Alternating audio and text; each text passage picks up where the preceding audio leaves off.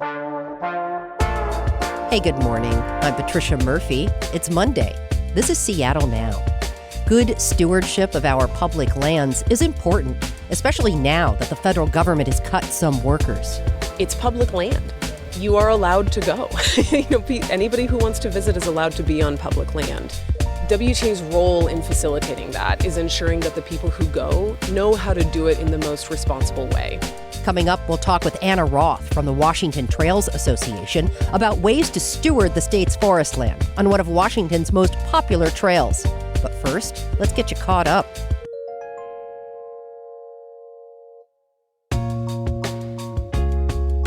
Seattle City Council's Public Safety Committee has two big votes tomorrow. First, they'll vote to officially appoint Seattle Police Chief Sean Barnes to his position. Barnes has been on the job in an interim role since January. The committee will also vote on an ordinance that would up penalties for graffiti that damages property. Graffiti is already a gross misdemeanor in Seattle. Under the new plan, taggers could be fined $1,000 per violation and would have to reimburse the city for the cost of materials and labor to remove it. The Seattle Sounders play their last match of the Club World Cup this afternoon. This will likely be their last match in the tournament after two losses against Botafogo and Atletico de Madrid last week.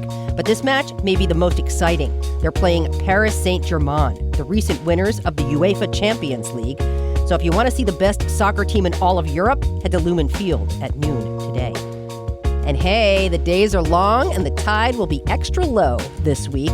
Beach naturalists from the Seattle Aquarium will be out to help identify sea creatures at Olympic Sculpture Park tomorrow and Wednesday from 9:30 to 12:30. You'll find the lowest tides mid-morning, so show up early. And don't forget to protect yourself from the sun. Check back for more headlines on tonight's episode of Seattle Now. Washington's forest land is some of the most beautiful in the country.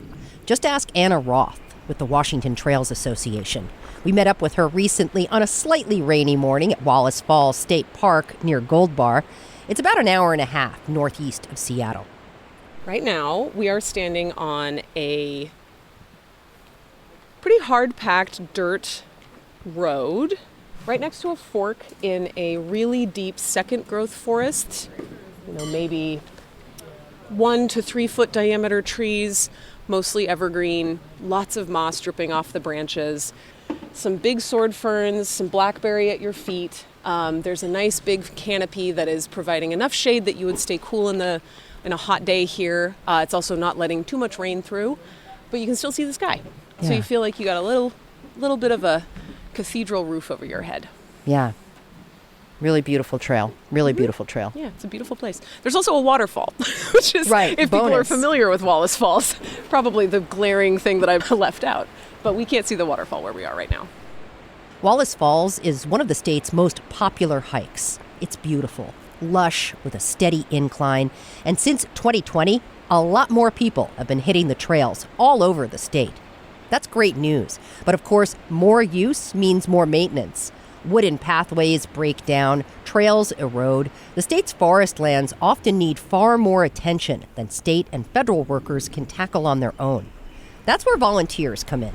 WTA's trail maintenance program has been around for a really long time, more than 30 years, and it's always been in the context of supporting agencies, whether that's federal agencies or state agencies, all the way down to county, city. We work with people from the National Park Service to the city of Everett. Where we fit in is that we will do projects that the land agencies determine volunteers can do well. Obviously, WTA volunteers have been doing them for a long time, so we have a lot of expertise, and we're very good at a lot of different projects. Stephanie Shadbolt is part of the Wallace Falls work crew today. The plan is to replace a wooden walkway, or punch-in, that's past its prime. The work site is about 2 miles up from the trailhead.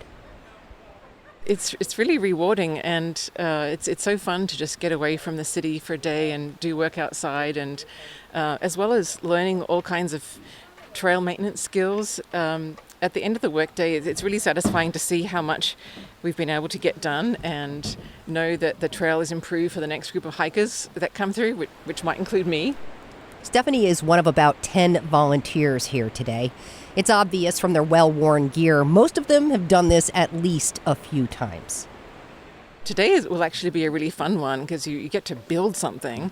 But I like pretty much anything. A couple of weeks ago, we built a rock retaining wall, which was really cool because I had thought that was going to be very difficult to figure out how to do, but the crew leaders showed us how to do it and step by step, and I feel confident that I could actually do one on my own now, so that was really fun. Safety is always top of mind on these crews. Trail maintenance is physical, sometimes dangerous work. There's also a sense of urgency among staff and volunteers. Federal cuts from the Trump administration mean some trails in Washington have closed for lack of staffing. WTA's Anna Roth says if you love our state's public lands, volunteering is one of the many great options to show up for them. Talk to me a little bit about why we're out here today.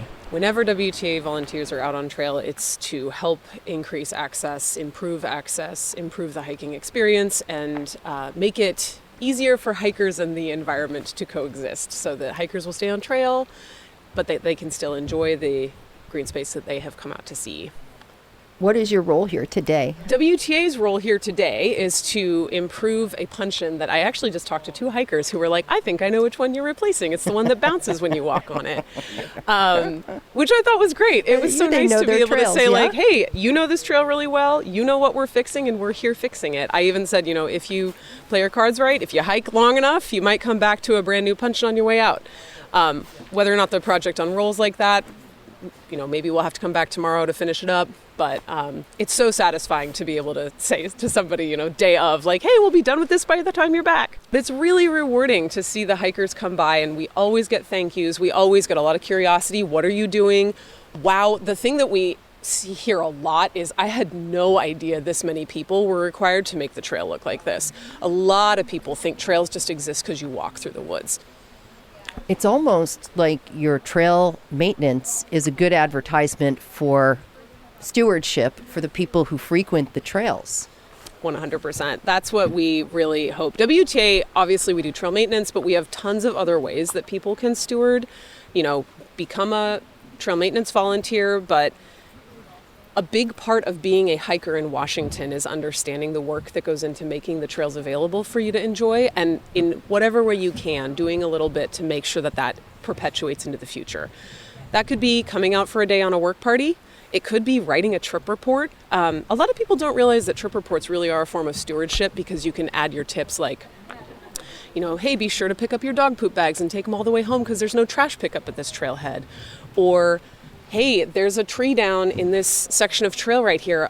Land agencies will read our trip reports. So if you write a trip report for, this park, the staff of this park can read the trip report and understand where the trail damage is and potentially work those reports into what they are projecting to fix over the next several years. Help listeners who may not be hikers or familiar with WTA what a trip report is. Oh, sure. Thank you. Trip reports are essentially conditions reports. So if you go hiking and you want to document how your trip was, you would go to WTA.org and you'd find your hike, and then you would write a short report of what it was like. Parking lot was full. There was a bathroom, which was really nice. Maybe like the bathroom here at Wallace Falls has running water and hot water. So clutch. That's the sort of thing that you would want to include in a trip report. If you found a really nice picnic spot at the lake, you could document that. If you saw that a puncheon was getting bouncy, you could document that. You can do it in text. You can also add up to 4 photos. And it's quite easy to file using WTA's app, WTA Trailblazer. The added bonus of that is if you file through the app, you can post it while you're offline. So I know lots of hikes in Washington are outside of cell service. If you post it offline, once you get back into service, it'll just automatically post. But also, it's stewardship work to make a socially minded decision about where you hike and how you hike. Say more about that.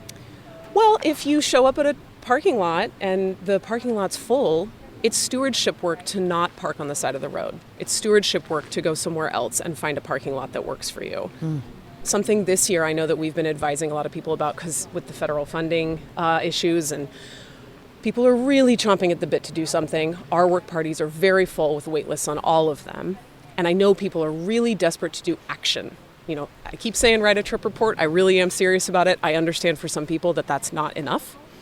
the action that we've been telling people to do is the stewardship work I'm about to tell you is just pick up dog poop bags, pick up trash. If you encounter an abandoned campfire this summer, put it out. Oh, that's a big one. We actually just saw another trip report. A WTA crew encountered an abandoned campfire on a work party and spent part of their time putting it out. So there are actions that you can take that are really community-minded. The trash pickup is really cool. When we see people writing trip reports, people pack out a ton of stuff, and, it's a special bonus point when they take all the stuff all the way home, because trash pickup does happen at trailheads occasionally, but it's not necessarily always going to happen. It doesn't happen as regularly as it does in the city. So if you can take it all the way out and back to your own home where it'll get disposed of, that is excellent work.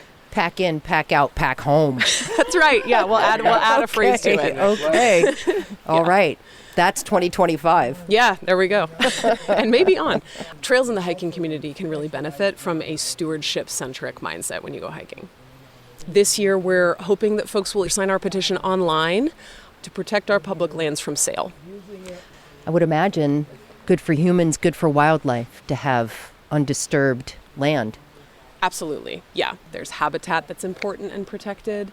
The ecosystem is very delicately balanced. And, you see one small animal is suddenly endangered or threatened, and it can really upset the rest of the ecosystem in a way that I think sometimes is hard to grasp and sometimes people don't totally understand. But, if you have a proliferance of one animal, it might overgraze, and then it may defoliate the forest, and then it may end up being really dry. And if the soil's really dry, the trails don't stick around. And if the trails are so dry that they can't stay benched, they slide away. And suddenly you don't have a trail to hike on anymore. Everything's connected. Everything's connected. All right, Anna Roth, thanks so much for taking the time. Really appreciate you showing us this fantastic trail today. Thank you. This has been great. That was Anna Roth, Digital Content Manager for the Washington Trails Association. We're entering peak summer here in Washington, so maybe consider this an invitation to get out and hit the trails and keep an eye out for trail workers. Or if you want to join an upcoming crew and learn more about good land stewardship, check out the show notes. And by the time you hear this, Wallace Falls will have a brand new volunteer-built bridge.